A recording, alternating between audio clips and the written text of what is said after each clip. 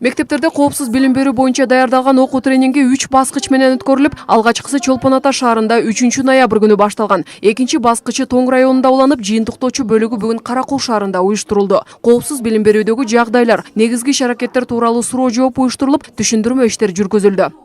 Бул долбоордун негизи болуп пилоттук деп коет бизде. Бул Кыргыз Республикасынын бардык аймактарында жүрүп жатат, областтарында. Анын ичинде биздин областта бир эле мектеп катталган бул боюнча.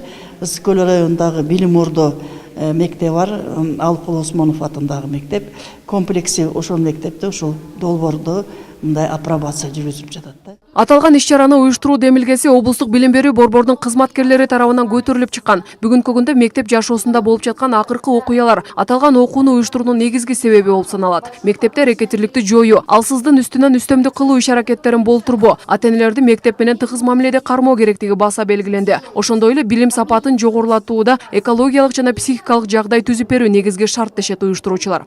Мектептин ичиндеги ошо озеленениени айтсак болот, бул бирден бир тоже абдан керектүү маселе. Себеби деген балдар окуп аткан жерде таза аба болуш керек да. Один из баланын ден соолугуна пайдалануу. Ушундай эле психологическая безопасность дегенде ошо бала мектепке келип окуган жеринде эч кандай бир коопсуздук болбош керек да. Өзүн бир эле настрой менен келиш керек да. Жанагы билим алуу деген маселе да. Учурдагы мектеп окуучуларынын билиминин төмөндөп бара жатышы шаар ичиндеги мектептердин жетишсиздиги менен байланыштуу. Себеби бир класста 40тан ашык окуучулардын окуп жатышы балдарга билим берүүдө чоң тоскоолдук жаратып жатат. Мугалимдер ар бир окуучуга убакыт бөлө албай калууда. Мунун кесепети биздин келечек болгон жаш муундун түптөлүшүнө терс таасирин тийгизүүдө. Мектеп 960 окуучуга пландаштырылган болсо, азыркы тапта 2600 окуучу, дээрлик 3 эсеге жакын артык окуучу окуп жатат да. Анан кийин албетте бул эң биринчи кезекте балдардын билим алуусуна, билимдин сапатына дагы абдан терс таасир тийгизет десек болот.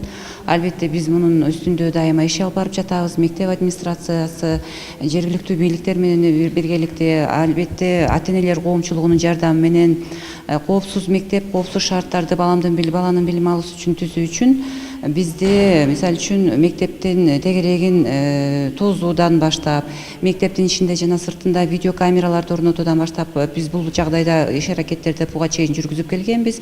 Бирок азыркы таптагы эң кооптуу маселе, эң бир чоң көйгөйлүү маселе катары бул ошол мектепте класстагы окуучулардын санынын көптүгү. Жаштар мамлекеттин эртеңки келечеги, мамлекеттин өнүгүшү үчүн анда жашаган жарандар билимдүү болушу шарт. Андыктан өлкө аймагында билим берүү системасын жакшыртууну биринчи орунга коюу, мектеп салуу, жаш мыкты кадрларды даярдоо талапка ылайык. Гүлбара Барктабасова, Нурдин Нурманбетов, Нурлан Чойбеков, Каракул шаарынан.